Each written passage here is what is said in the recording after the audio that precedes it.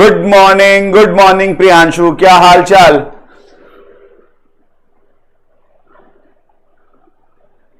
Good morning आशु, good morning Megha.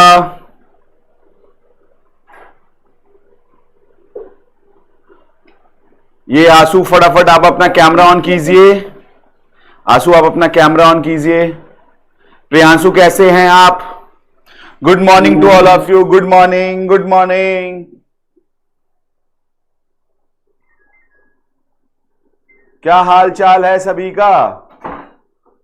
जोरदार, बढ़िया।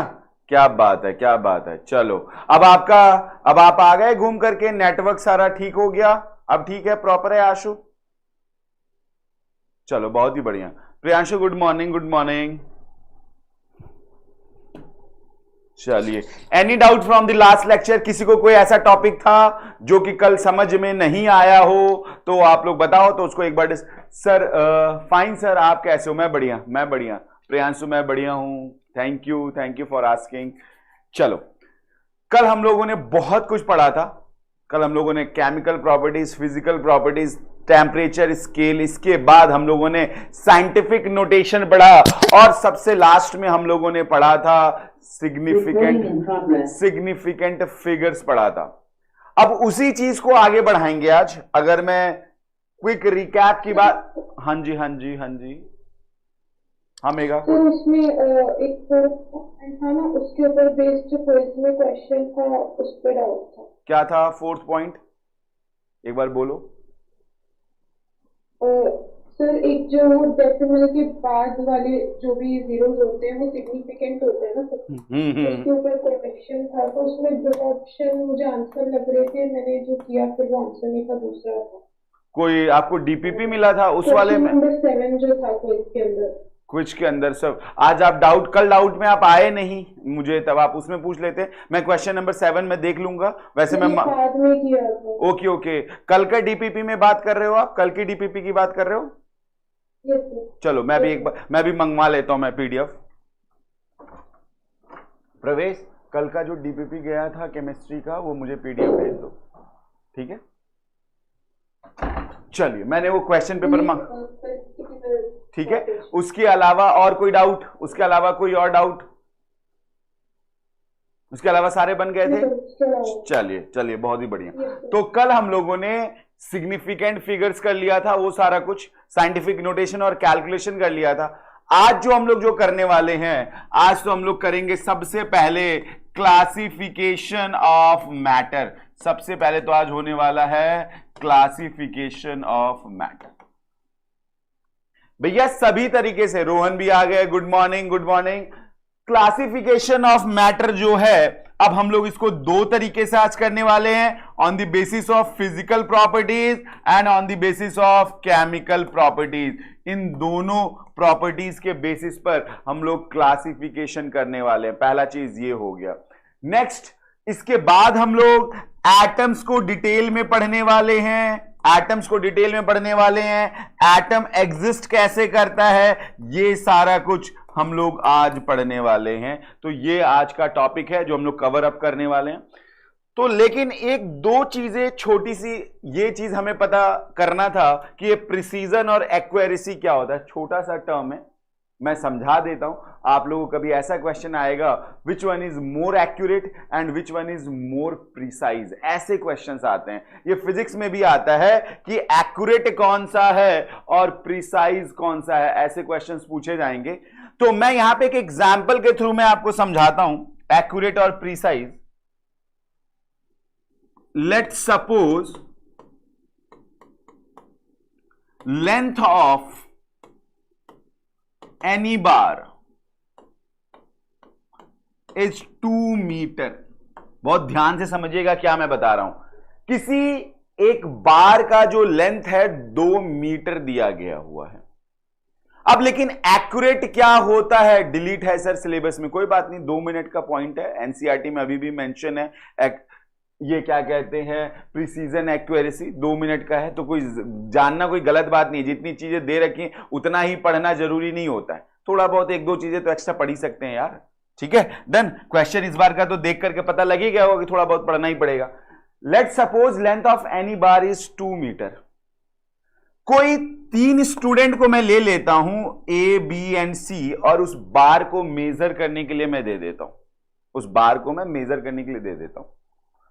और ए ने 3 बार या 2 बार मेजर किया। ए ने एक बार मेजर किया 1.95 आया, और एक बार मेजर किया 1.94 आ गया। ठीक है।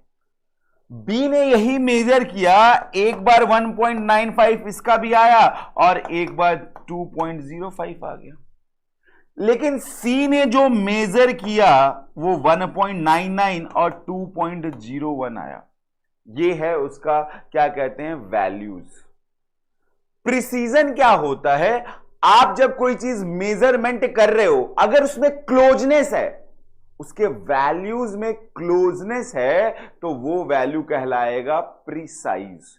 मतलब आप बार बार एक ही तरह के वैल्यू, एक ही तरह के आसपास वाले वैल्यूज को आप क्या कर रहे हैं, ला रहे हैं मेजरमेंट में। अगर 2 मीटर है ना, वो बार बार कर रहा है तो 1.95, 1.94, फिर 1.95, 1.9, इतने ही उसके वैल्यूज आ रहे हैं। मतलब this boy is what, precise. ये बॉय क्या है, प्रीसाइज है। क्लोजनेस है उसके वैल्यू में। बात आ रही, बात समझ में, क्लोजनेस है, प्रीसाइज है। लेकिन अब ये क्लोजनेस मतलब हम लोग एग्जाम कोई टेस्ट दे रहे होते, सर मेरे ना हर बार ना सर 600 मार्क्स आ रहे हैं, 600 मार्क्स आ रहे हैं, लेकिन है पेपर 720 मार्क्स का, आप हर बार 620 ला रहे हैं, 620 ला रहे हैं, 620 ला रहे हैं, तो मैं बोलूंगा you are precise, you are what, precise, मैं ये टर्म बोलूंगा। लेकिन अब एक बच्चा ये है कि एक बार के टेस्ट में ला रहा है 720 में 680 लेकर के आ गया, और एक बार लेकर के आ गया 340 लेकर के आ गया, या 450 लेकर के आ गया ना, वो वैल्यू प्रिसाइज नहीं है, वो प्रिसाइज नहीं है, that one is not precise, क्योंकि बहुत बड़ा सा गैप है उनके बीच में। तो समझ में आ गया। अब लेकिन पहले एक्यूरेट समझ लेते हैं। एक्यूरेट मतलब 720 का पेपर है, और आप हर बार 715, 716, 719 ऐसे करके आप मार्क्स लेकर के आ रहे हो। मतलब कि आप उस 720 के नियर अबाउट में है, आप उस 720 के नियर अबाउट में है। You are accurate, you are what, accurate. This value is what, accurate. ये वैल्यू एक्यूरेट है। चलो सर, ये भी बात समझ में आ गया। एक वैल्यू एक्यूरेट है तो एक वैल्यू क्या है, प्रीसाइज है। लेकिन अगर मैं इस वाले वैल्यू की बात करूंगा ना, इस बी वाले की वैल्यू की बात करूंगा, क्या बताओ ये एक्यूरेट भी है? नो। क्या ये प्रीसाइज है? No.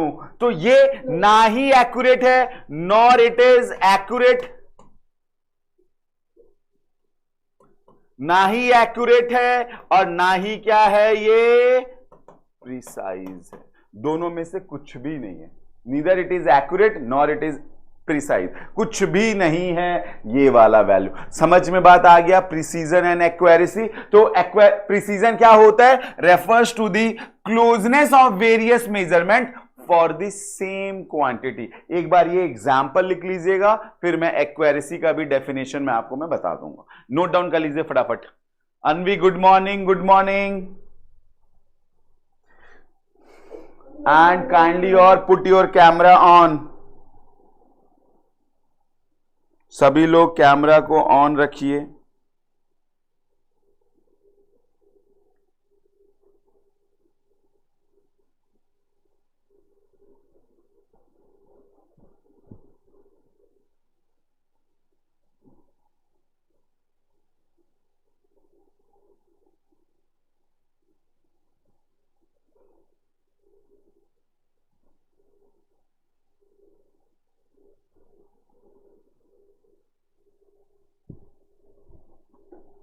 Priyanshu, is it okay? Any doubt from this?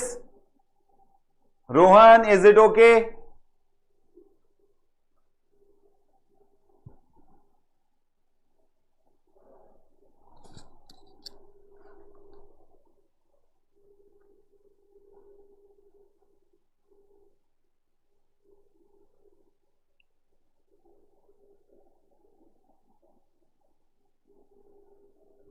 Thank you. चलो बढ़िया है।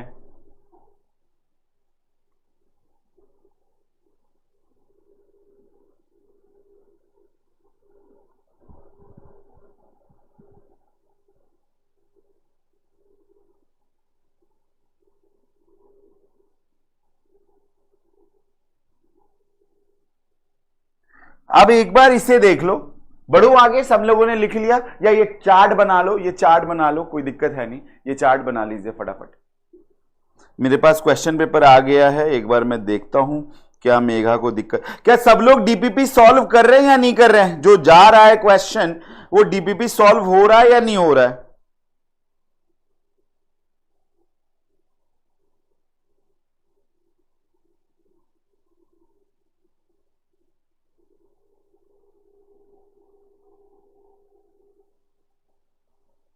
आपने 7th क्वेश्चन बोला था मेघा?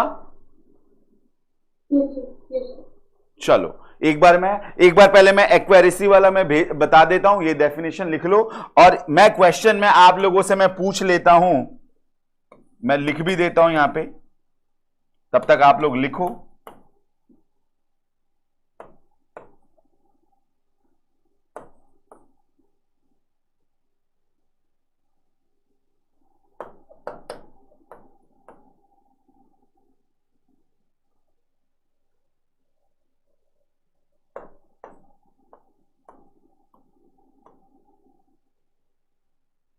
चलिए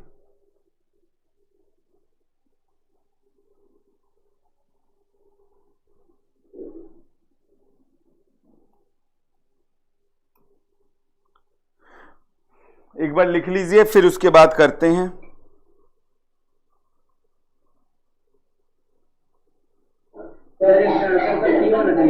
क्या क्या क्या क्या? इसका आंसर तो सी होना चाहिए ना। क्या क्वेश्चन आया था? क्या क्वेश्चन आया था?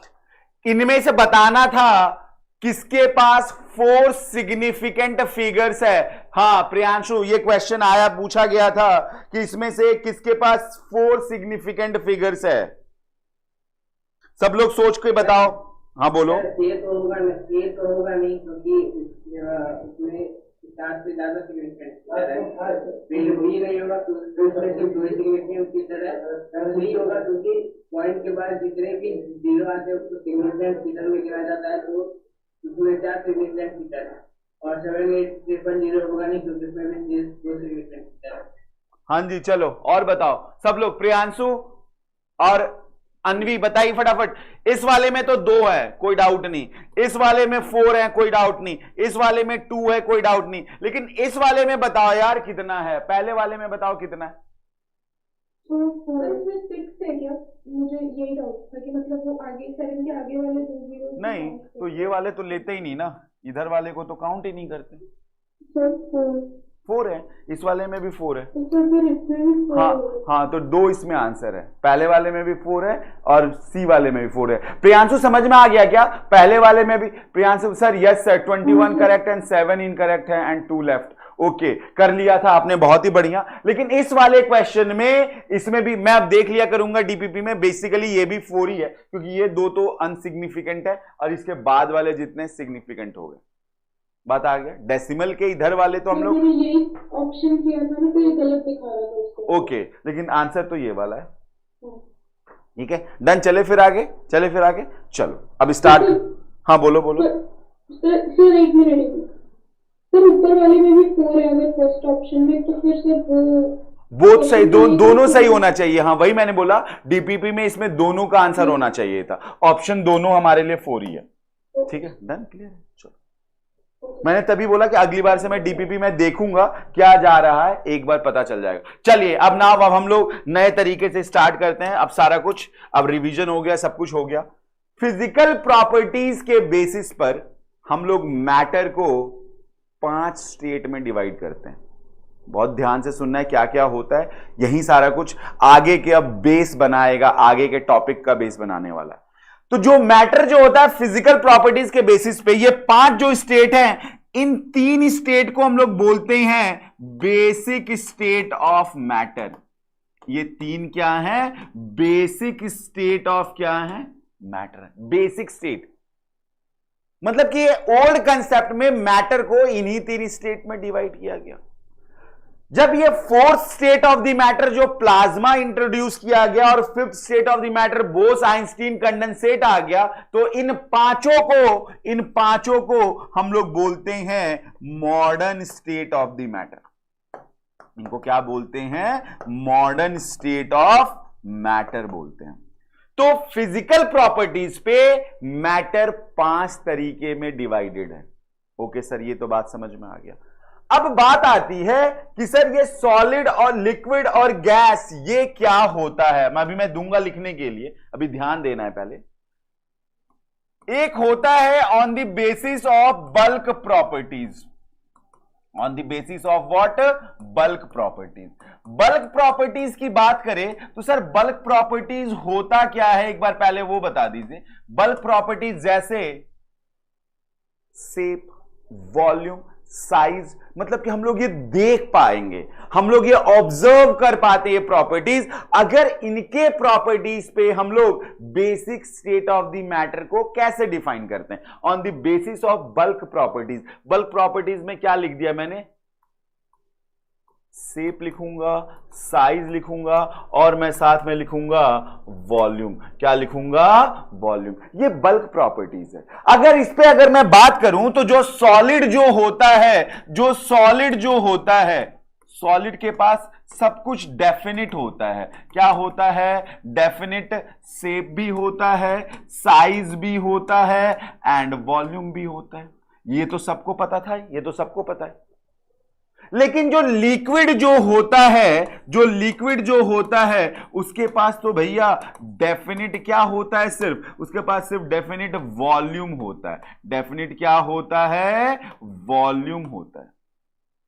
क्यों डेफिनिट वॉल्यूम? क्योंकि लिक्विड को जिस कंटेनर में रखेंगे ना, वो उस कंटेनर में उतना ही वॉल्यूम प्रेजेंट होगा, लेकिन उसका शेप बदल जाएगा। अगर अभी कोई चीज लिक्विड अगर ग्लास में तो ग्लास के जैसा दिखेगा, अगर कोई बॉल में है तो वो बॉल के जैसा दिखेगा, तो उसका शेप चेंज होता रह रहा है, लेकिन वॉल्यूम चेंज कभी नहीं होगा। तो डेफिनिट वॉल्यूम तो है, लेकिन आप साथ में लिखोगे इनडेफिनिट क्या होता है इसका? इनडेफिनिट क्या होगा? इनडेफिनिट होगा shape and size.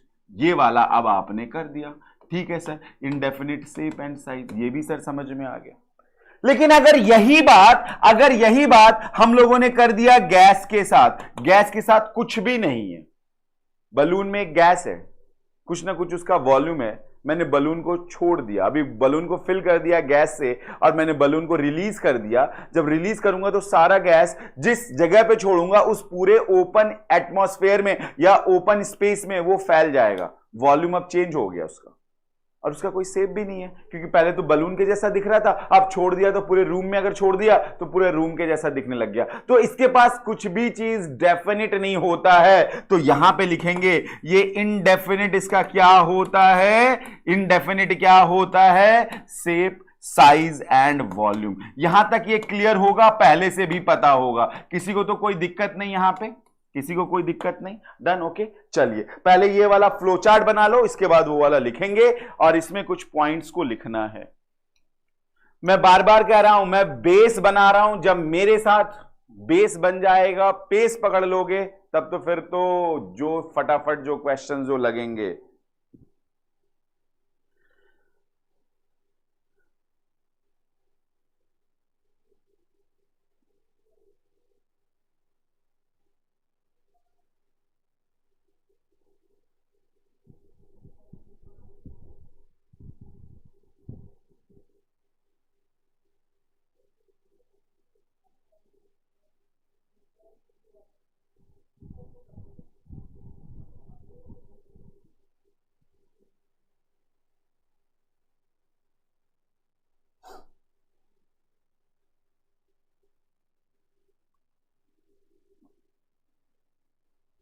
Physical properties के बेसिस पे मैटर के 3 basic state of the matter होते हैं और 5 modern state of the matter होते हैं। 5 मॉडर्न में ना ये पॉइंट एक चीज यहां पे इंक्लूड कर देता हूं, ये तो 4th state of the matter होता है, 4th state and highly energetic. ये क्या होता है? Highly energetic. और ये आप लिखोगे 5th स्टेट और इसमें आप लिखोगे लीस्ट एनर्जेटिक। इसमें क्या लिखेंगे? Least energetic. ये सबसे कम एनर्जी होता है और एक में सबसे ज्यादा एनर्जी होता है। इस बात का भी ध्यान रखना है।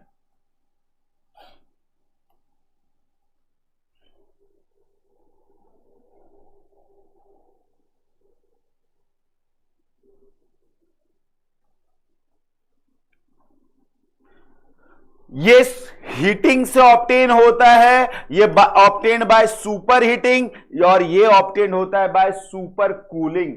ये भी पॉइंट ध्यान रख लेना कि जो प्लाज्मा जो होता है वो सुपर हीटिंग से ऑब्टेन होता है और जो बीसी है जो वो सुपर कूलिंग से ऑब्टेन होता है।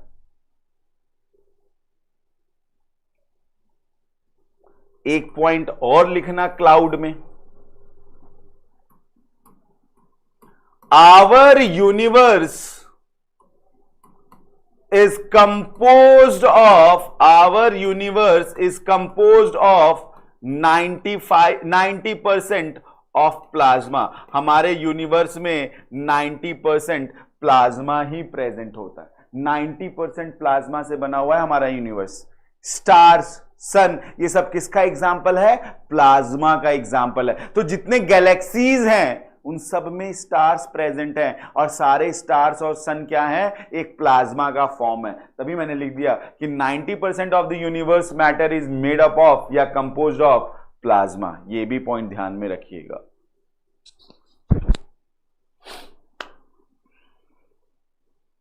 इसके साथ लिख लीजिएगा obtained by super heating, obtained by super cooling. Priyanshu कोई डाउट है क्या? सब कुछ ठीक चल रहा है? बढ़िया, एकदम समझ में आ रहा है।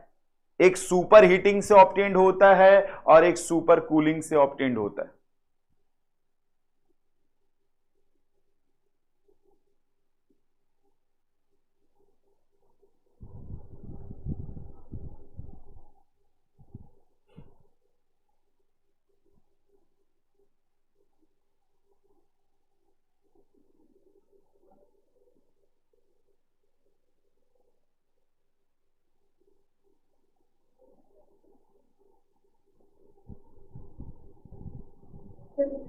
लिख लिया? चले आगे। चलिए, ये बल्क प्रॉपर्टीज के बेसिस पे सबको फटाफट कर दीजिए।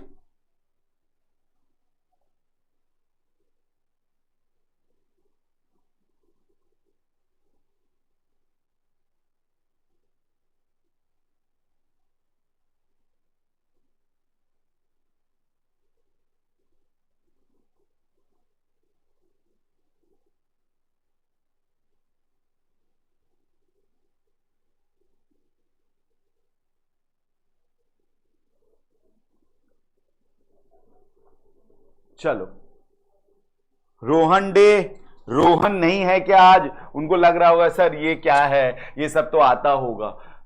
भाई आता तो सब कुछ है, बस उसी चीज को तो पॉलिशिंग करनी है कि किस तरीके से आता है। अभी देखिएगा, मैं अब जो स्टेट ऑफ मैटर जो पढ़ाने वाला हूं वो मॉडर्न तरीके का डेफिनेशन बताऊंगा। मॉडर्न तरीके में किस तरीके से डिफाइन करते हैं।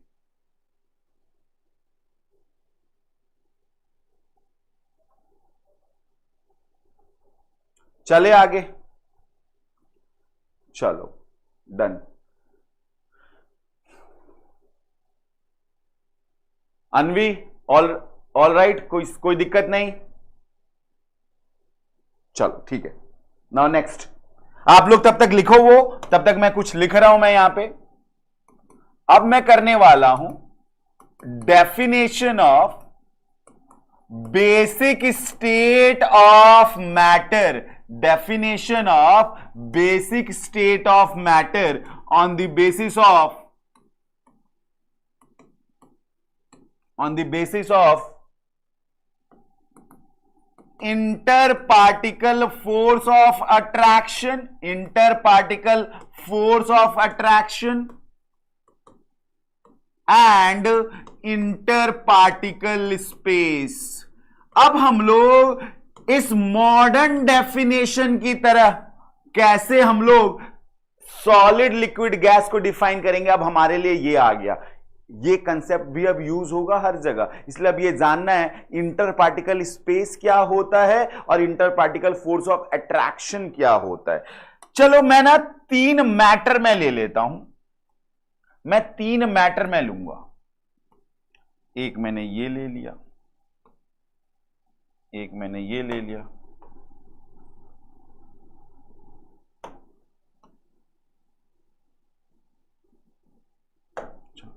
ये 3 मैटर है मान लेते हैं।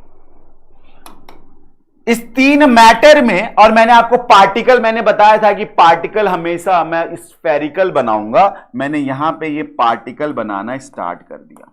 ये मैटर जो होता है पार्टिकल का ही बना होता है। ये किसी तरीके से इस वाले में सॉरी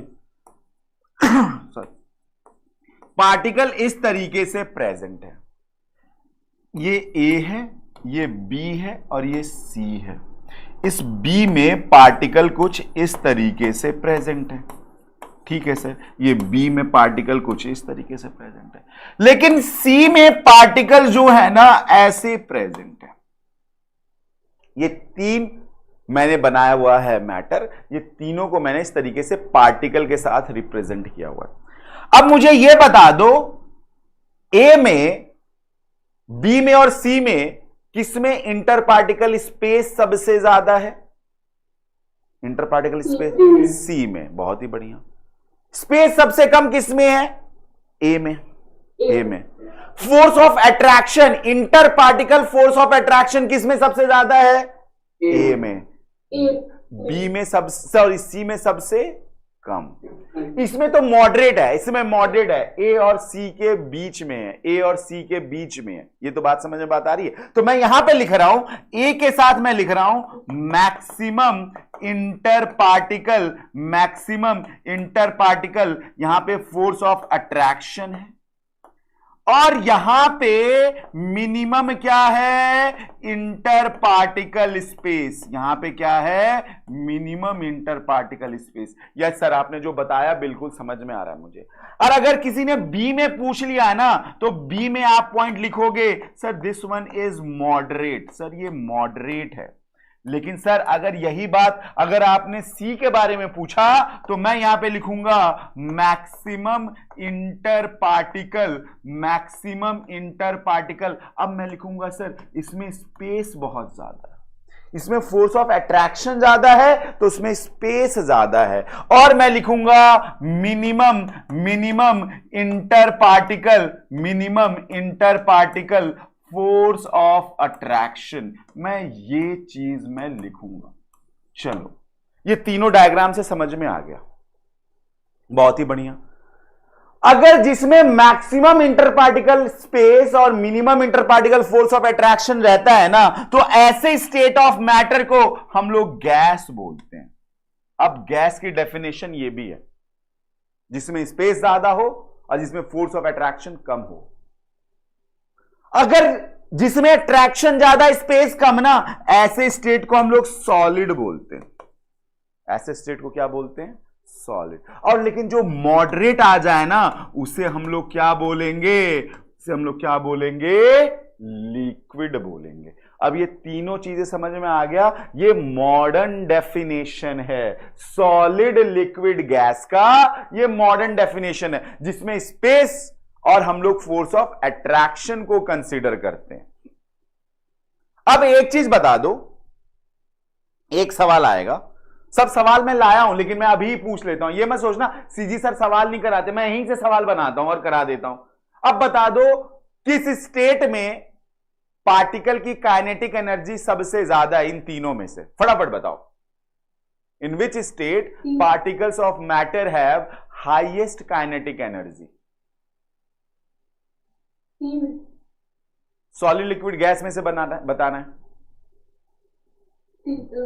गैस में। यहां पे स्पेस ज्यादा है, स्पेस ज्यादा है, स्पेस ज्यादा है, तो पार्टिकल्स रैंडमली कहीं मूव कर सकता है ना, मूव करेगा तो इसकी काइनेटिक एनर्जी ज्यादा है। सबसे मिनिमम काइनेटिक एनर्जी इस वाले। डेंसिटी किसकी सबसे ज्यादा? सॉलिड की। डेंसिटी सबसे ज्यादा सॉलिड की, सबसे कम लिक्विड का। ये सारा अब ये पॉइंट क्लियर हो रहा है, डायग्राम बना लो। अब अगले पेज पे अब हम लोग एक एक पॉइंट लिखने वाले हैं सॉलिड लिक्विड गैस के ऊपर, जो कि बहुत ही काम आने वाला है। सॉलिड लिक्विड गैस के ऊपर एक एक पॉइंट लिखने वाले हैं।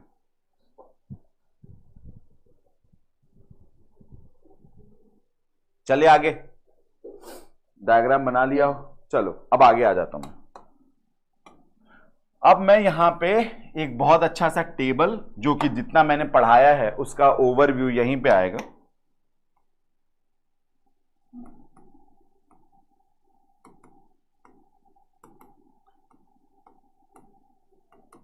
बेसिक स्टेट्स ऑफ मैटर में अगर मैं बात करूं, डेंसिटी की अगर मैं बात करूंगा, बेसिक स्टेट्स ऑफ मैटर में डेंसिटी की बात करूंगा तो सॉलिड का सबसे ज्यादा, फिर लिक्विड, और फिर क्या हो जाएगा सर गैस। नो प्रॉब्लम, सवाल ऐसा ही आएगा। मैंने सवाल का ट्रेंड बना दिया, ये समझो ये आज आपको मैं सवाल ही करा रहा हूं। सबसे ज्यादा डेंसिटी सॉलिड का होता है। अगर मैं यहां पे बेसिक स्टेट ऑफ मैटर में मैं पूछ लूं काइनेटिक एनर्जी ऑफ पार्टिकल्स, किसकी काइनेटिक एनर्जी सबसे ज्यादा है, तो आप बोलोगे सर गैस का ज्यादा, फिर लिक्विड का, और फिर सर होगा सॉलिड का। ये भी चीज बताओगे। अगर मैं इस वाले में अगर मैंने पूछ लिया कि भैया इंटर पार्टिकल स्पेस किसका सबसे ज्यादा, तो अगेन आप जवाब दोगे सर गैस का ज्यादा स्पेस होता है, फिर लिक्विड का, और सर फिर सॉलिड का। मैं बोलूंगा बिल्कुल सही बोल रहे हो यार, मजेदार है। ये छोटी चीज है लेकिन बहुत आगे काम में आने वाला है। बताऊंगा इन्हीं काइनेटिक एनर्जी किसका ज्यादा है। सोचो ना, गैस का सबसे ज्यादा होगा सर। अब अगर यहां पे किसी ने पूछ लिया inter particle force of attraction की बात कर लेते हैं। Inter particle force of attraction की बात करेंगे तो सर सॉलिड ज्यादा, फिर सर लिक्विड ज्यादा, और फिर सर गैस हो जाएगा। ठीक है जी, बिल्कुल सही बात बोल रहे हो। लेकिन अगर मैंने modern state of the matter ले लिया, modern state of the matter, सवाल अब यहां पे फंसेगा। मॉडर्न स्टेट ऑफ मैटर की बात करेंगे तो अब बता दो डेंसिटी का ऑर्डर क्या होगा। अब ये सवाल बनता है, कौन बताएगा मुझे। अगर मॉडर्न स्टेट ऑफ मैटर लेंगे तो डेंसिटी क्या होगा, फटाफट बताओ। किसकी डेंसिटी सबसे ज्यादा?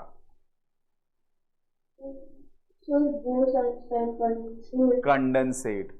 मैंने बताया था ना अभी थोड़ी देर पहले कि जो बीसी जो होता है वो सुपर कूलिंग से, बहुत ध्यान से सुनना, बीसी जो होता है वो सुपर कूलिंग से ऑब्टेन्ड होता है। हाँ जी सर, बहुत ही बढ़िया, आपने अच्छी चीज बताया, सुपर कूलिंग से ऑब्टेन्ड हो रहा है। अब बीसी जब सुपर कूलिंग से ऑब्टेन्ड होगा तो पार्टिकल्स बहुत ही क्लोज होंगे, तो डेंसिटी सबसे क्या होगा, ज्यादा होगा। तो सबसे ज्यादा डेंसिटी किसका होगा, बीईसी। फिर किसका होगा, सॉलिड। फिर किसका होगा, लिक्विड। फिर किसका होगा, गैस। और मैंने बताया था प्लाज्मा जो होता है ना सुपर हीटिंग से ऑब्टेन्ड होता है, सबसे ज्यादा एनर्जी होता है। एनर्जी ज्यादा होगा तो पार्टिकल्स तो दूर दूर होंगे, पार्टिकल्स दूर दूर तो डेंसिटी क्या है, बहुत ही कम। ये सबको समझ में आ गया या नहीं आ गया यार, ये डेंसिटी ऑर्डर। हाँ प्रियांशु, समझ में आ गया है या नहीं आ गया, फटाफट बता दो। मेगा क्लियर है? यस। बहुत ही इंपॉर्टेंट लाइन। आंसू क्लियर है एकदम अच्छे से? चलो जोरदार जोरदार। अब डेंसिटी के बाद अब जो आएगा point, that is kinetic energy of particles. ये मुझे कौन जवाब दे रहा है? सब पहले एक बार कोई बता, आंसू बताओ काइनेटिक एनर्जी किस सबसे ज्यादा किसका होगा काइनेटिक एनर्जी? सबसे ज्यादा प्लाज्मा का, फिर गैस, प्लाज्मा पे गैस, लिक्विड, सॉलिड। भैया लोग बहुत सब अखरोट खा रहे हो यार, बड़ा मजा आ रहा है। प्लाज्मा के बाद गैस, गैस के बाद लिक्विड, लिक्विड के बाद सॉलिड, और सबसे कम जो होगा वो होगा किसका, बीईसी का। बस उल्टा हो जाएगा एकदम। बहुत ही जोरदार यार, बहुत ही जोरदार। सबसे ज्यादा kinetic energy of particles modern state में बात करेंगे तो इनका होगा, और बेसिक स्टेट में इनका होगा।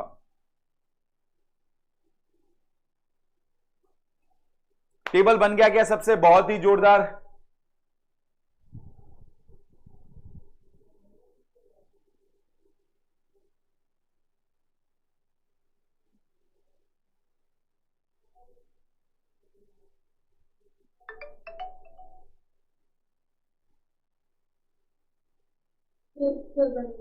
बन गया। चले फिर आगे, चले अब आगे बढ़ते हैं फिर। चलो, basic state of the matter is done. अब नाउ अब देखेंगे केमिकल प्रॉपर्टीज के ऊपर। अब इन केमिकल प्रॉपर्टीज पे, फिजिकल प्रॉपर्टीज मैं सोचा नहीं था इतना पढ़ाऊंगा। मैं सोचा था सॉलिड लिक्विड गैस तो सबको आता है, लेकिन मैंने पूरा डिटेलिंग कर दिया। पूरा मैंने आपको खुद से ही लिख करके बता दिया कि काइनेटिक एनर्जी क्या होता है, डेंसिटी कैसे होगा, वो सारा कुछ हमें अब क्लियर लग गया। अब बात आती है कि सर केमिकल प्रॉपर्टीज पे हम लोग मैटर को दो पार्ट में डिवाइड करते हैं, एक प्योर में और एक इम्प्योर में। प्योर में फर्दर वो मैटर एलिमेंट होता है और एक क्या होता है? कंपाउंड। एक एलिमेंट होता है और एक क्या होता है? कंपाउंड होता है। और वहीं अगर इम्प्योर मिक्सचर की बात करें तो एक होमोजीनियस होता है और एक क्या होता है? हेट्रोजीनियस होता है। This is the classification of matter on the basis of chemical property. Matter की पूरी क्लासिफिकेशन करा दिया। फिजिकल प्रॉपर्टीज में 5 स्टेट, और जो केमिकल प्रॉपर्टीज में फर्दर 2 पार्ट में डिवाइड होता है, प्योर और इम्प्योर में। प्योर फर्दर सब डिवाइड होता है एलिमेंट और कंपाउंड में, और इम्प्योर फर्दर डिवाइड होता है होमोजीनियस और हेट्रोजीनियस में। फटाफट फ्लोचार्ट बनाओ। अब हम लोग एलिमेंट को डिस्कस करने वाले हैं कि एलिमेंट क्या होगा। बनाइए फटाफट फ्लोचार्ट।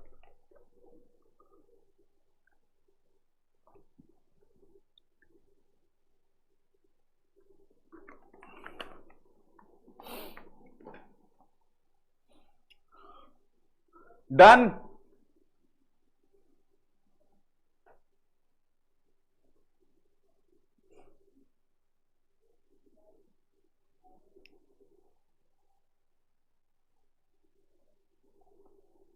चले आगे।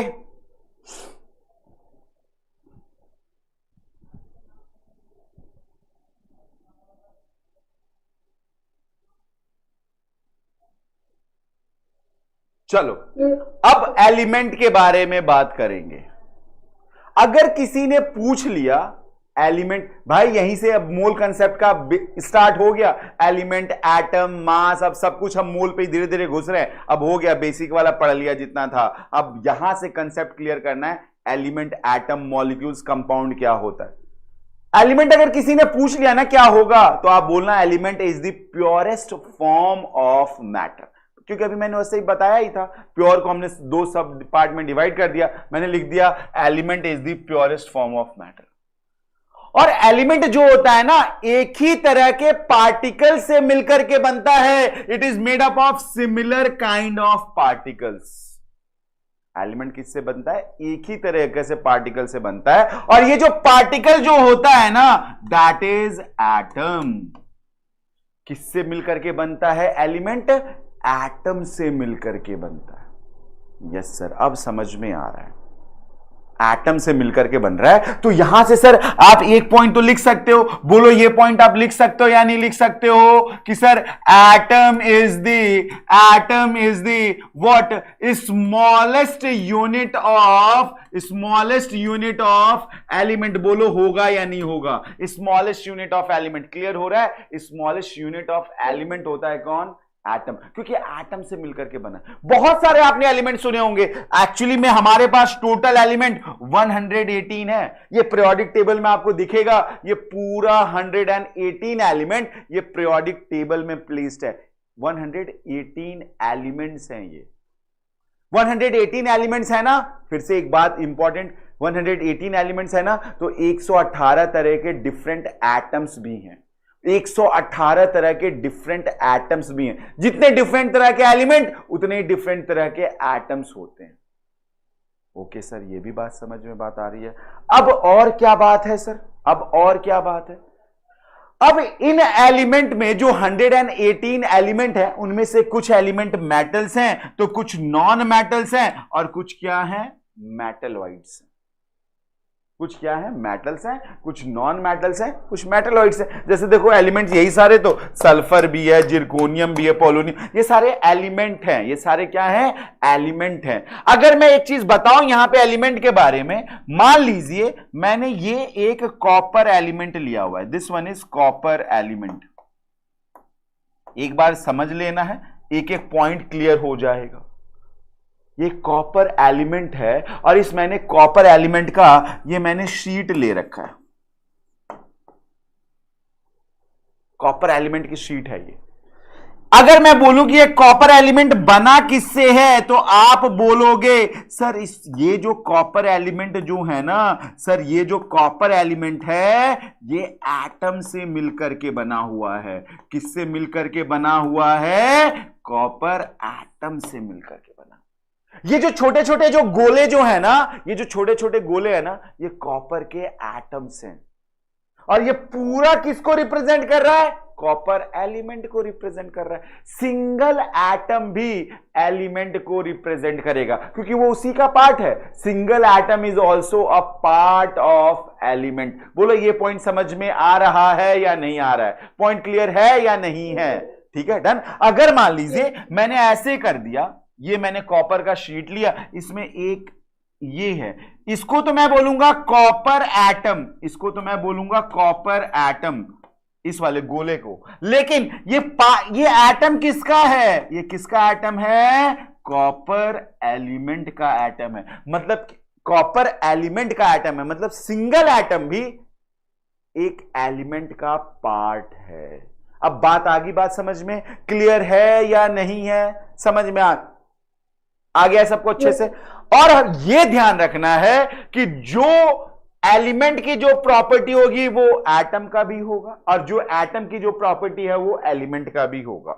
बात आ गई, ये भी पॉइंट क्लियर है, ये भी पॉइंट क्लियर है एकदम अच्छे से। चलो भैया, नोटेड। प्रियांशु कोई दिक्कत है क्या, प्रियांशु कोई दिक्कत है क्या, एकदम अच्छे से पॉइंट क्लियर है।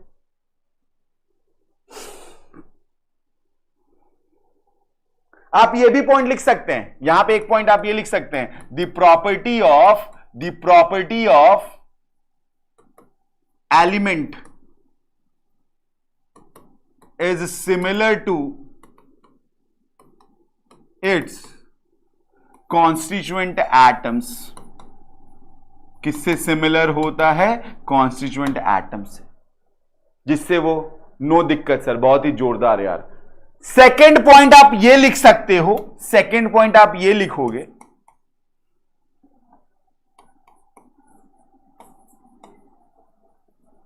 All elements are placed in a table known as periodic table. एक टेबल में सारे एलिमेंट्स को हमने रखा हुआ है, उस टेबल को हम लोग बोलते हैं पीरियोडिक टेबल बोलते हैं। एवरीथिंग ओके सर, बहुत ही जोरदार है।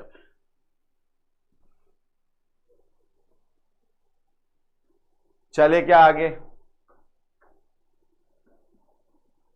चलो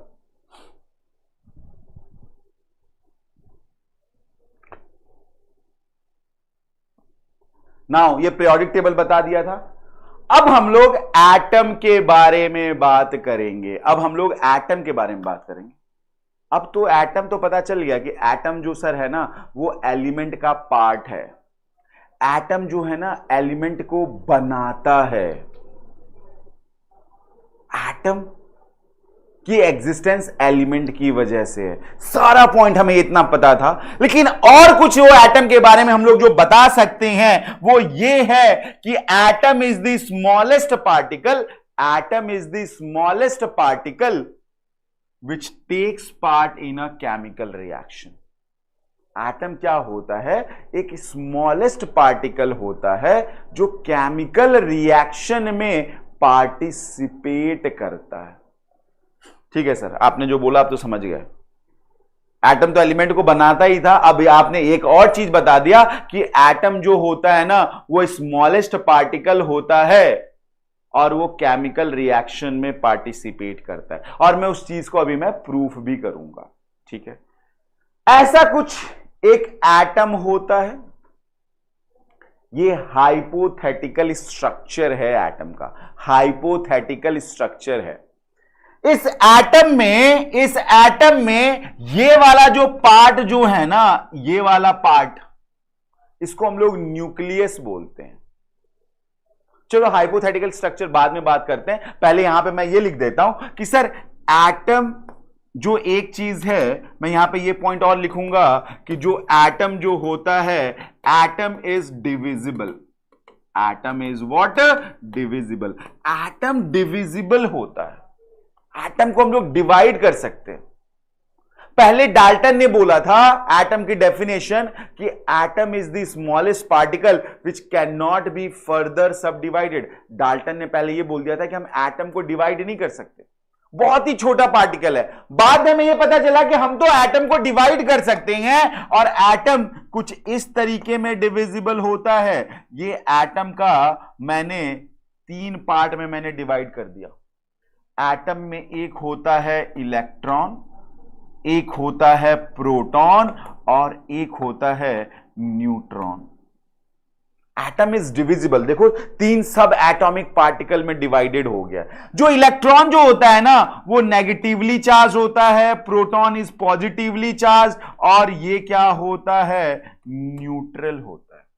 ये क्या होता है? न्यूट्रल। ये एटम के 3 सब एटमिक पार्टिकल हैं। These are the what? 3 subatomic particle. 3 subatomic particle.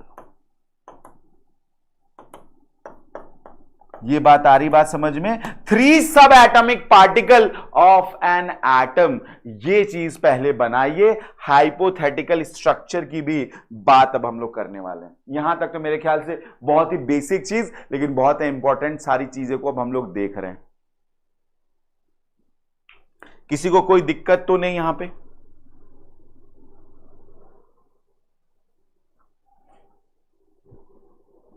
चले आगे, चले चलो। अगर किसी ने प्रॉपर्टीज ऑफ एटम पूछ लिया ना, तो पहले तो लिख देना the size of an atom is about 10⁻⁻10 metre. Atom इतना छोटा होता है, एटम इतना छोटा होता है, लगभग 1 एंगस्ट्रॉम के बराबर। ठीक है सर, ये पहला प्रॉपर्टी आपने बता दिया, ये भी हमें पता चल गया। अब मैं यहां पे लिखूंगा property of an atom. Property of an atom is similar to its element. Sir ये तो अभी आपने बताया ही था। अच्छा, ये इसकी प्रॉपर्टी है, बहुत ही ठीक है। Atom is divisible and takes part in a chemical reaction। एक ही चीज को मैं 2 बार बताता हूं, क्योंकि वो लाइन बहुत इंपॉर्टेंट होता है। वो लाइन बहुत इंपॉर्टेंट होता है कि एटम सर डिविजिबल होता है, और एटम ही जो होता है ना, केमिकल रिएक्शन में पार्टिसिपेट करता है। These are the properties of an atom। Size हमें पता होना चाहिए। प्रॉपर्टीज क्या होता है? एलिमेंट के जैसा होता है, और ये डिविजिबल होता है, और केमिकल रिएक्शन में पार्टिसिपेट करता है। अब आ जाते हैं एक ना, मैं ऐसा, ओके ठीक है, मैं ये वाला ही करता हूं। पिछला लिख लिया था सब लोगों ने, पिछला लिख लिया था सब लोगों ने। Is it done? चलो थोड़ा सा लिखना है, चलो लिख लो, एक बार लिख लो इसको, फटाफट लिख लीजिए। सब कुछ आता है, बस रिवाइज कराता जा रहा हूं। बस एक बार ये है कि केमिस्ट्री का जो बेस है ना, वो एक बार पकड़ लो, पेस, बस खत्म कहानी।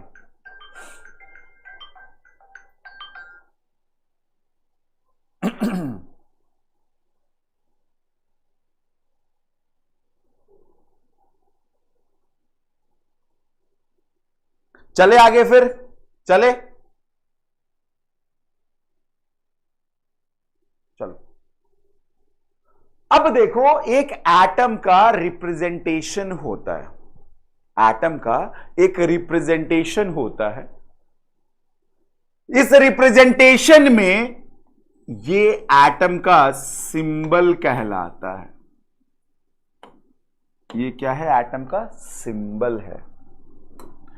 And this one is the atomic number.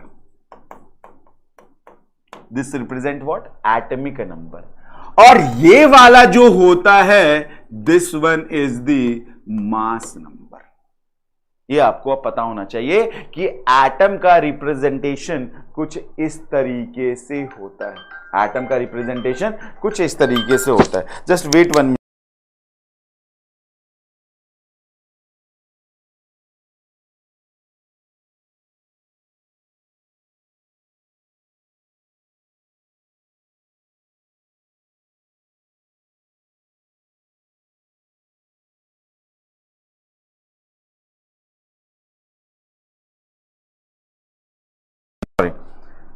अब ये मास नंबर, सिंबल और एटॉमिक नंबर, मान लीजिए ये सिंबल में कोई एग्जाम्पल में मैंने ये लिख दिया Na11 और 23, मतलब ये जो एटम जो है ना, ये सिंबल जो है ये सोडियम एटम का है। ये सिंबल किसका है? सोडियम एटम का। जबकि ये वाला क्या है? ये वाला है इसका एटॉमिक नंबर है। तो ये वाला इसका क्या है? मास नंबर। सिंबल पता होना चाहिए। जो पीरियोडिक टेबल में है ना, 118 एलिमेंट के सिंबल दिए हुए हैं। सिंबल में हमेशा पहला लेटर कैपिटल होगा, दूसरा लेटर स्मॉल होगा, अगर 2 लेटर का यूज किया गया हुआ है। बहुत सारे एलिमेंट का जो सिंबल जो होता है उसके लैटिन नेम से लिया गया हुआ है। जैसे आप मानो इस Na का लैटिन नेम क्या था? सिंबल और लैटिन नेम मैं यहां पे एक लिखता हूं, एक मैंने यहां पे सिंबल लिख दिया और मैंने एक यहां पे लैटिन नेम में लिख दे रहा हूं। कुछ कुछ का लैटिन नेम आपको जानना चाहिए। सोडियम का Na का होता है नाट्रियम, इसी से देखो Na निकाला गया था, उसके लैटिन नेम से Na। के जो बना था पोटेशियम, वो कैलियम से बना था, वो कैलियम से के लिया गया है ना। अब अगर कोई पूछ ले Cu, इसका क्यूप्रस से बना था, क्यूप्रम से बना था, ये यहां से आया था। Fe कहां से आया था? लैटिन नेम फेरम से बना था। भैया आयरन का Fe होता है, आयरन का IR नहीं लिया हम लोगों ने, IR पहले से किसी को मिला हुआ था, इरिडियम को।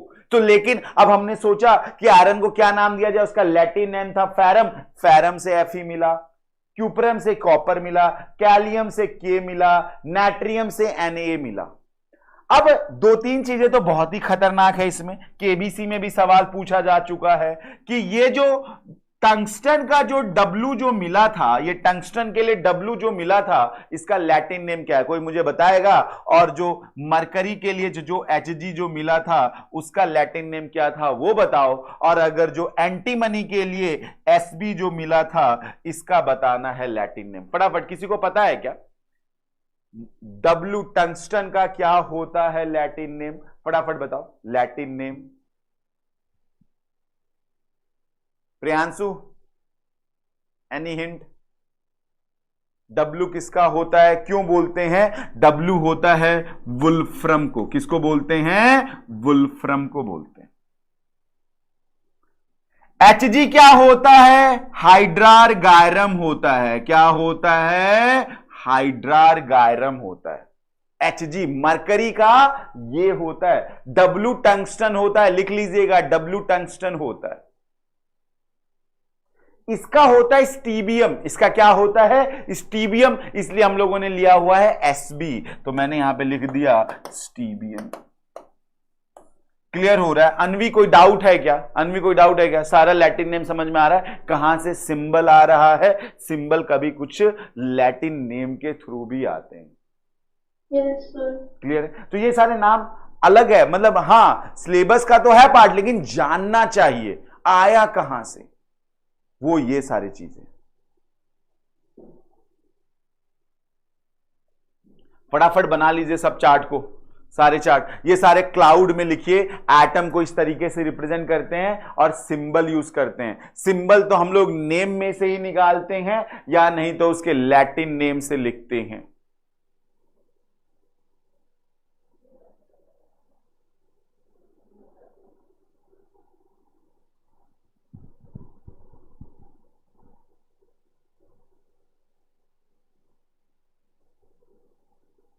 चले क्या आगे? प्रियांशु ठीक है, एकदम बढ़िया। चलो बहुत ही बढ़िया यार, बहुत ही बढ़िया। चलो अब एक चीज पहले अब ये देख लेते हैं, hypothetical structure of an atom.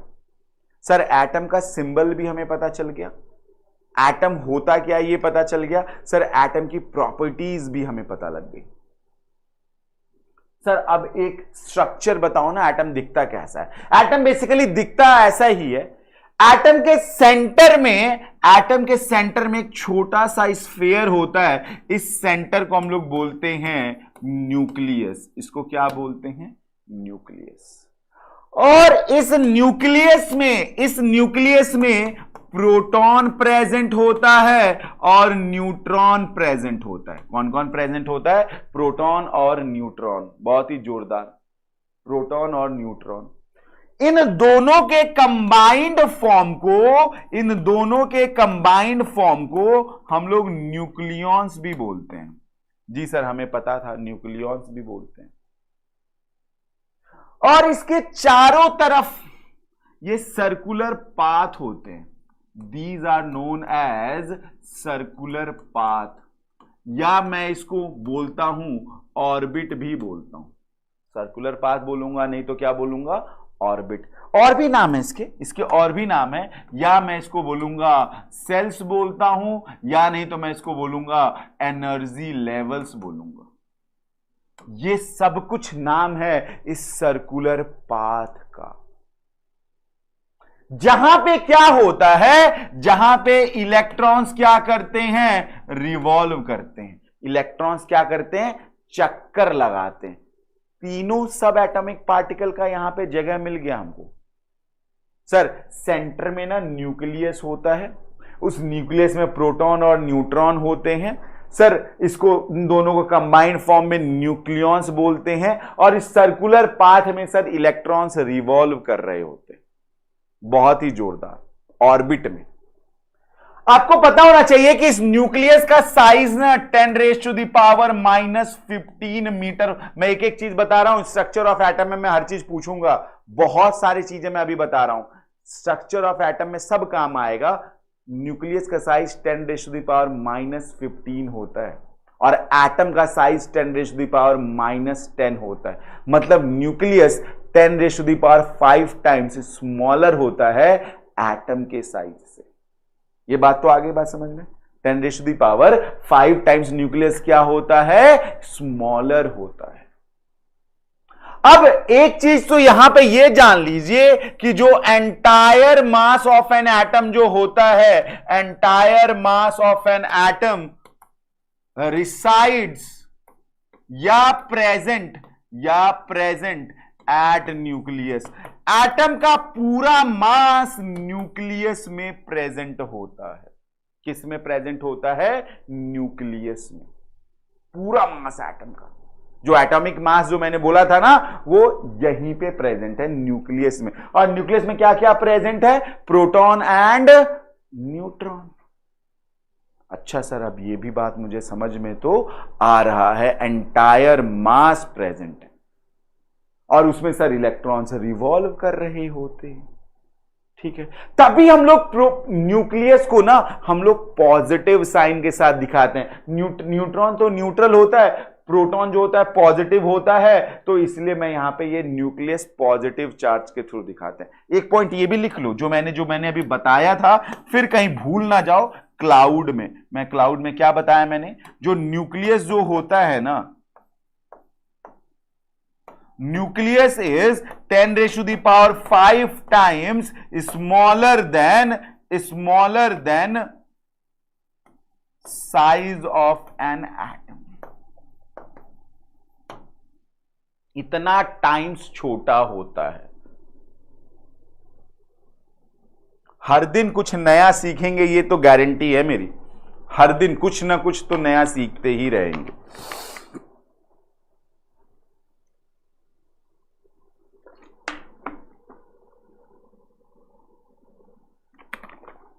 चले आगे, चलो अब आते हैं कैलकुलेशन ऑफ। एक मिनट, चलो Priyanshu, any doubt from your side? सब कुछ आ रहा है, बहुत अच्छे से पॉइंट क्लियर होगा।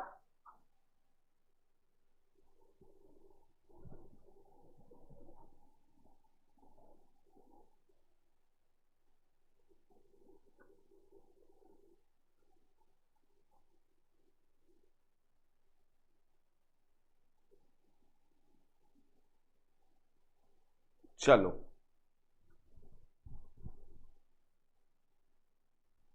No doubt sir. चलो अब आ जाते हैं calculation of number of electron, proton and neutron in an atom.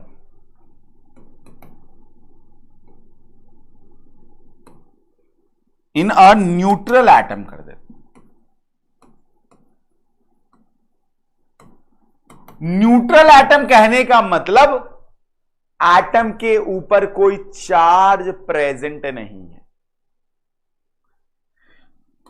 अगर किसी ने ऐसा कुछ दे दिया एक्स जेड ए, ये अगर कोई है, इसके ऊपर कोई चार्ज दिख नहीं रहा है, ना कहीं पॉजिटिव है ना कहीं नेगेटिव है। ये फिर हम लोग को मोल कंसेप्ट में चाहिए, इसीलिए ये प्रैक्टिस करना बहुत जरूरी है और इसमें कोई प्रॉब्लम नहीं आनी चाहिए, हमें फिर से मोल कंसेप्ट में जरूरी है। अगर मैंने यहां पे पूछ लिया ना कि नंबर ऑफ प्रोटॉन किसके बराबर होगा, नंबर ऑफ प्रोटॉन किसके बराबर में है, तो आपको लिखना पड़ेगा सर ये ना एटॉमिक नंबर के बराबर होता है, एटॉमिक नंबर जेड के बराबर होता है, वही होता है नंबर ऑफ प्रोटॉन्स। ठीक है, चलो अगर किसी ने पूछ लिया नंबर ऑफ इलेक्ट्रॉन सर कितने होंगे, इलेक्ट्रॉन्स नेगेटिव चार्ज होता है और एटम है न्यूट्रल। देखो ध्यान से, फॉर्मूला कैसे याद रहेगा, जब एटम न्यूट्रल है तो पॉजिटिव और नेगेटिव तो बराबर होगा, जितना पॉजिटिव होगा उतना ही नेगेटिव होगा। पॉजिटिव तो है सर एटॉमिक नंबर के बराबर में, तो सर नेगेटिव भी किसके बराबर में हो जाएगा, एटॉमिक नंबर के बराबर में, एटॉमिक नंबर जेड हो जाएगा। ठीक है, अब अगर किसी ने यह पूछ लिया कि सर नंबर ऑफ न्यूट्रॉन क्या होता है, मैंने अभी थोड़ी देर पहले आपको बताया कि entire mass of an atom is situated या present at the nucleus of an atom, nucleus में प्रेजेंट होता है और न्यूक्लियस में प्रोटॉन और न्यूट्रॉन होते हैं, न्यूक्लियस में प्रोटॉन और न्यूट्रॉन होते हैं। तो भैया मास में मास बराबर हो गया number of proton plus number of neutron, क्योंकि भैया इन्हीं दोनों के बराबर में होता है, यही दोनों में मास प्रेजेंट है। तो मैं नंबर ऑफ न्यूट्रॉन बराबर मैं लिखूंगा, मैं नंबर ऑफ न्यूट्रॉन बराबर लिखूंगा मास माइनस नंबर ऑफ प्रोटॉन, तो मैं यहां पे लिखूंगा मास माइनस, और नंबर ऑफ प्रोटॉन होता है एटॉमिक नंबर के बराबर में, तो mass number minus atomic number, ये हो जाएगा आपका न्यूट्रॉन का फॉर्मूला। सबको क्लियर हो गया क्या, मैं कैसे मैंने फाइंड आउट किया है, क्लियर है या नहीं है? आंसू क्लियर है एकदम अच्छे से, समझ में आ गया है या नहीं आ गया है सबको? yes, चलो बहुत ही जोरदार यार, बहुत ही जोरदार। अब ये क्वेश्चन देखो क्या आ रहा है, Na1123, फटाफट बताओ क्या होगा इसमें। इलेक्ट्रॉन पूछते हैं, कितना आएगा इलेक्ट्रॉन? 11। प्रोटॉन कितना आएगा? अगर कोई न्यूट्रॉन पूछ लिया तो? बहुत ही जोरदार यार। अनवी ठीक है? ठीक है, चलो अगर किसी ने यहां पे लिख दिया एल्यूमिनियम 13 और 27, फटाफट बताओ क्या हो जाएगा। इलेक्ट्रॉन बराबर बताओ क्या हो जाएगा 13, प्रोटॉन बराबर 13 और न्यूट्रॉन बराबर 14 14। 27 माइनस 13 कितना हो जाएगा 14। बात आ गई जी, बात समझ में। चलिए नोट डाउन फटाफट कर लीजिए। अब आप इलेक्ट्रॉन, प्रोटॉन और न्यूट्रॉन कैलकुलेट कर सकते हैं। Priyanshu, is this okay from your side कि अगर किसी एटम में, न्यूट्रल एटम में पूछ लिया जाए तो क्या होगा, इलेक्ट्रॉन, प्रोटॉन और न्यूट्रॉन कैलकुलेट हो जाएगा।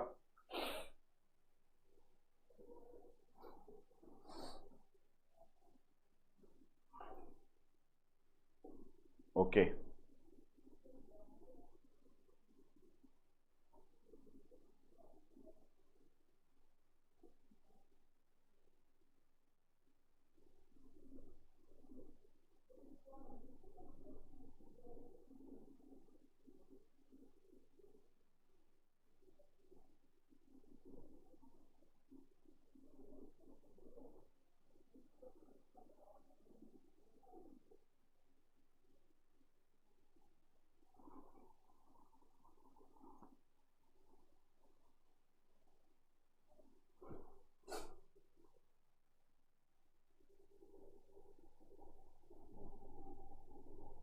चले आगे।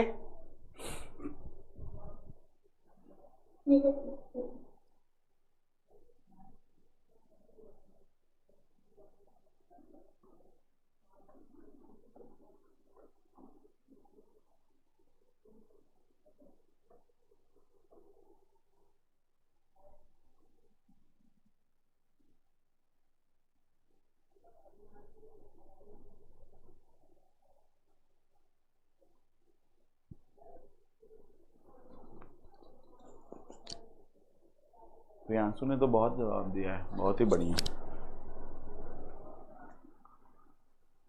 बस कल तक बेसिक है, उसके बाद तो फिर हम लोग मोल पे एंटर कर ही जाएंगे। कल तक है मास वास सारा कुछ अभी पढ़ना होगा।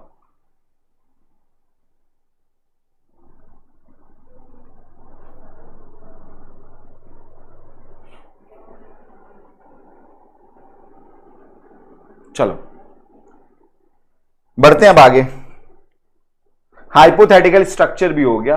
अब इलेक्ट्रॉन डिस्ट्रीब्यूशन इन सेल्स के बारे में पढ़ेंगे कि सेल में कितने इलेक्ट्रॉन प्रेजेंट हो सकते हैं।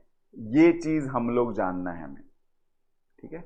मैंने ये लिख दिया कि जो पहला जो एक ऑर्बिट या सेल में जो है ना, मैक्सिमम 2n² इलेक्ट्रॉन प्रेजेंट हो सकता है। एक ऑर्बिट में मैक्सिमम कितने इलेक्ट्रॉन प्रेजेंट हो सकता है 2n²। ठीक है सर, अब आप ये बात कर रहे हो। मान लीजिए मैंने ये हाइपोथेटिकल स्ट्रक्चर मैंने बना दिया। This one is the hypothetical structure. बहुत सारे ऑर्बिट हो सकते हैं, मैंने कुछ ही ऑर्बिट मैंने बनाया हुआ है। हमें तो सर पता है कि सर ये आपने जो सेंटर वाला जो बताया ना, ये न्यूक्लियस है। Sir this one is the first orbit and this orbit is named as K. Sir this one is the second orbit named as L. Sir this one is the third orbit named as M. Sir this one is the fourth orbit named as N, और and so on. ऐसे ये orbit की naming होती है। और हमें पता है कि सर इस ऑर्बिट में ना इलेक्ट्रॉन रिवॉल्व करते हैं। अब बेसिक में यह जानना था कि एक ऑर्बिट में मैक्सिमम कितने इलेक्ट्रॉन प्रेजेंट होंगे। अगर मैं बोलूं कि maximum electron can be accommodated, और मैंने लिख दिया इन के सेल। के सेल में कितने इलेक्ट्रॉन्स रह सकते हैं, तो इसका फॉर्मूला आप क्या लगाओगे फॉर्मूला 2n²। और के सेल के लिए n का वैल्यू कितना होता है 1, तो हो जाएगा 2 × 1 का स्क्वायर इक्वल्स टू 2। किसी को कोई दिक्कत है क्या कि फर्स्ट ऑर्बिट में मैक्सिमम 2 ही इलेक्ट्रॉन रह सकते हैं। मैक्सिमम की बात कर रहा हूं, यहां पे वर्ड है मैक्सिमम। कई बार नीट में सवाल आ चुका है ऐसा। एटॉमिक स्ट्रक्चर में भी पढ़ाऊंगा, बताऊंगा मैं वहां पे, लेकिन कुछ चीजें मुझे अभी यहां पे बताना पड़ रहा है बेसिक के लिए। ठीक है सर, के में तो 2 ही होगा, के के बाद एल में क्या होगा, एम में क्या होगा, एन में क्या होगा, अब हमें ये जानना है। तो बता दो, एल में बता दो फटाफट कितना होगा। एल में 2 इंटू 2 का स्क्वायर सर 8 इलेक्ट्रॉन्स। सर इसमें क्या हो जाएगा, 2 इंटू 3 का square sir 18 electrons. Sir 2 into 4 का स्क्वायर सर 32 इलेक्ट्रॉन। ये मैक्सिमम इलेक्ट्रॉन्स रह सकते हैं, मैंने ये चीजें बता दी। फॉर्मूला होता है 2n स्क्वायर। किसी को कोई डाउट है क्या यहां तक? Any doubt from here? No. चले फिर आगे।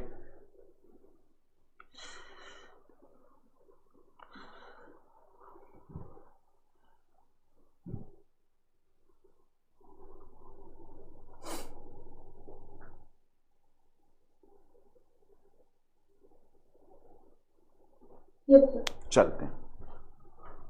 अब एक ना स्टेबिलिटी रूल आता है, एक क्या आता है, स्टेबिलिटी रूल। स्टेबिलिटी रूल में stability rule of an atom आता है। एक स्टेबिलिटी रूल ऑफ एन क्या आता है, एटम। जब stability rule of an atom की बात करते हैं तो सबसे पहला जो रूल जो होता है that is the octet rule. आप लोग हेडिंग ये डाल लेना, stability rule of an atom, और फिर लिखना ऑक्टेट रूल। ये बोला जाता है क्योंकि लाइफ में हर कोई स्टेबल होना चाहता है। मैं भी स्टेबल होना चाहता हूं कि मेरे पास नौकरी रहे, मैं पढ़ा सकूं और मुझे पैसे मिलते रहे। मैं भी स्टेबल होना चाहता हूं। आप लोग भी पढ़ाई इसलिए कर रहे हैं क्योंकि आपको भी स्टेबल होना है लाइफ में, कि अच्छी नौकरी मिल जाए और आप लोग स्टेबल हो जाओ। तो एटम भी इस रेस में है कि मुझे स्टेबल होना है, लेकिन हर एक की स्टेबिलिटी डिफाइंड है। आपकी स्टेबिलिटी ये डिफाइंड है कि आप पढ़ो, एक अच्छी जॉब ले लो, यू आर नाउ स्टेबल बोला जाएगा। जैसे मैं पढ़ लिख करके मैंने जॉब ले लिया तो मुझे सब लोग स्टेबल कहते हैं, भैया अपने पांव पे खड़े हो, ऐसे सब लोग बोलते हैं। उसी तरीके से एटम का एक रूल बनाया गया हुआ है। एटम के लिए बोला गया कि भैया तुम तब स्टेबल कहलाओगे जब तुम्हारे वैलेंस सेल में 8 इलेक्ट्रॉन होंगे। कब तुम्हें स्टेबल बोलेंगे? जब तुम्हारे वैलेंस इलेक्ट्रॉन में 8 इलेक्ट्रॉन्स होंगे। अच्छा सर, तो मतलब अब ये क्या हुआ? अगर मैंने एग्जाम्पल में मैंने ये ले लिया, मैंने नियॉन ले लिया, नियॉन 10 और 20 मैंने ले लिया, ऐसा होता है नियॉन एटम। अब इस नियॉन में जो नंबर ऑफ जो इलेक्ट्रॉन्स जो है ना दैट इज 10। बोलो हाँ या नहीं? नंबर ऑफ इलेक्ट्रॉन्स क्या हो गए? 10। अब इलेक्ट्रॉन्स की डिस्ट्रीब्यूशन जब करेंगे के और एल में, बताओ पहले ऑर्बिट में मैक्सिमम कितना इलेक्ट्रॉन्स? 2। दूसरे में कितना आएगा? 10 है तो कितने दूसरे में आ जाएंगे इलेक्ट्रॉन्स? 8। अब बोला जा रहा है कि अगर आपके वैलेंस सेल कहने का मतलब outer most orbit. Valence shell कहने का मतलब क्या? आउटर मोस्ट ऑर्बिट की बात हो रही है, सबसे बाहर वाले ऑर्बिट की बात हो रही है। अगर वहां पे 8 इलेक्ट्रॉन्स है तो वो स्टेबल है। क्या बताओ इस बंदे के पास आउटर मोस्ट ऑर्बिट में कितने इलेक्ट्रॉन्स हैं? कितने इलेक्ट्रॉन्स हैं? वैलेंस इलेक्ट्रॉन कितने हैं? 8। तो मतलब मैं बोलूंगा this atom is what? Stable. और जो इस एटम स्टेबल होगा वो केमिकल रिएक्शन में क्यों पार्टिसिपेट करेगा? वो तो कहेगा कि मैं पहले से स्टेबल हूं, I will not participate in chemical reaction. तो नियॉन कभी कोई केमिकल रिएक्शन में पार्टिसिपेट नहीं करेगा। कहोगे क्या बात है, नियॉन कभी पार्टिसिपेट ही नहीं करेगा। ठीक है, अब अगर यही बात कर लेते हैं, अब मैंने ये लिख दिया, सोडियम बाबा को ले लिया मैंने, Na11 और 23 मैंने ले लिया, और मैं यहां पे लिखूंगा जो नंबर ऑफ जो इलेक्ट्रॉन है ना भैया 11। तो अब बताओ K हो गया, L हो गया, M हो गया। K में बता दीजिए कितने इलेक्ट्रॉन्स? K में 2, L में 8 और M में 1। बोलो हाँ या नहीं? यही तो होगा। अब आउटर मोस्ट ऑर्बिट में कितने इलेक्ट्रॉन्स हैं? एक। तो भैया अब ये बताओ क्या हो जाएगा, ये एटम क्या होगा, अनस्टेबल होगा। प्रियांशु यहां तक कोई दिक्कत है कि स्टेबिलिटी ऑफ एन एटम के लिए एक ऑक्टेट रूल आया था, वो हम लोगों ने यहां पे ये देख लिया। कोई डाउट है एकदम किसी को कि भैया ऊपर वाला स्टेबल है तो नीचे वाला अनस्टेबल है? मतलब ये स्टेबल नहीं है क्योंकि इसके आउटर मोस्ट ऑर्बिट में 1 इलेक्ट्रॉन प्रेजेंट है। हाँ प्रियांशु एकदम अच्छे से समझ में आ गया है।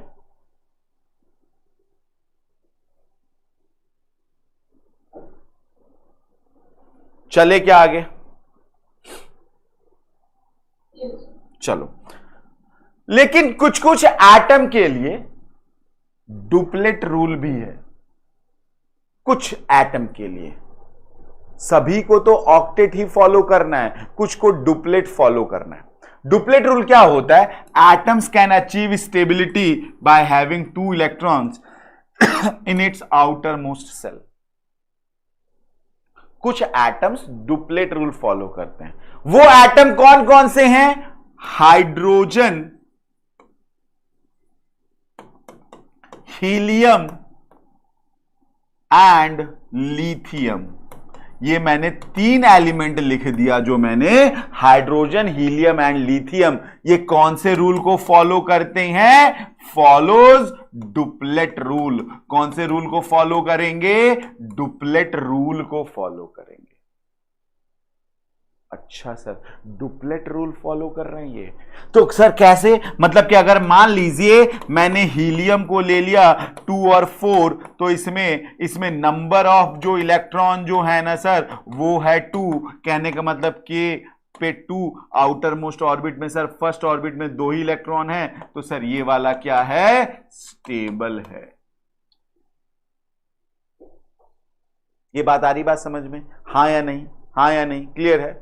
चलो, लेकिन यही बात अगर मैं लिथियम की बात कर लूं, लिथियम 37 में इसमें जो नंबर ऑफ जो इलेक्ट्रॉन है वो 3 है, तो लिथियम का K और L 2 और 1, इसको डुप्लेट रूल फॉलो करना था, इसको डुप्लेट रूल फॉलो करना था, लेकिन आउटर मोस्ट ऑर्बिट में 1 इलेक्ट्रॉन है तो ये बन जाएगा अनस्टेबल हो जाएगा, क्योंकि इसको डुप्लेट रूल फॉलो करना था और आपके पास 1 ही इलेक्ट्रॉन है।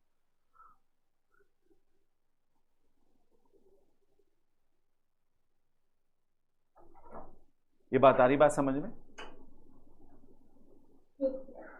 ठीक है, ये वाला स्टेबल है डुप्लेट रूल फॉलो करके, ये वाला अनस्टेबल है, डुप्लेट रूल फॉलो नहीं कर पा रहा है। अगर मैं आउटर मोस्ट सेल की बात करूं ना, तो यहां पे एक चीज लिख लीजिएगा, फर्स्ट सेल हमेशा मैं बात करूंगा, सेकंड सेल की बात नहीं कर रहा हूं, कि उसके पहले सेल में क्या होना चाहिए?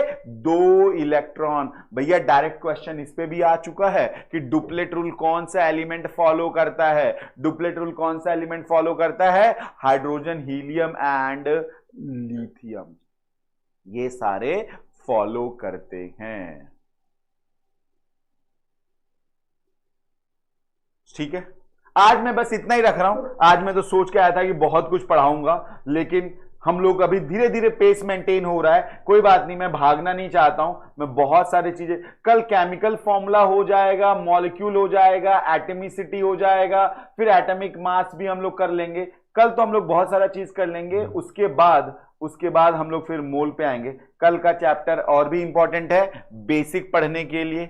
तो आज का टेक अवे यही है कि हमें एलिमेंट पता लग गया, हमें एटम पता लग गया, हमें स्टेबिलिटी रूल भी पता लग गया। Stability rule of an atom भी हम लोग पढ़ चुके हैं, ये भी सर हम लोग जान चुके हैं। अब इसके ऊपर आज के जो क्वेश्चन जो मिलेंगे कि नंबर ऑफ इलेक्ट्रॉन, प्रोटॉन और न्यूट्रॉन कैसे कैलकुलेट करते हैं, वो ध्यान देना है। और कल का लेक्चर बहुत ही ज्यादा इंपॉर्टेंट है, केमिकल फॉर्मूलाज आने चाहिए, आयंस पहचानने आने चाहिए, और आयंस में इलेक्ट्रॉन, प्रोटॉन और न्यूट्रॉन कैलकुलेट करने सीखेंगे, फिर एटॉमिक मास पे भी आ जाएंगे। कल का लेक्चर बहुत ही इंपॉर्टेंट, यूजी सारा कुछ कल ही क्लियर होने वाला है। ठीक है, तो थैंक यू वेरी मच, मिलते हैं फिर कल नेक्स्ट क्लास में। Thank you, bye bye, take care, bye bye, bye bye.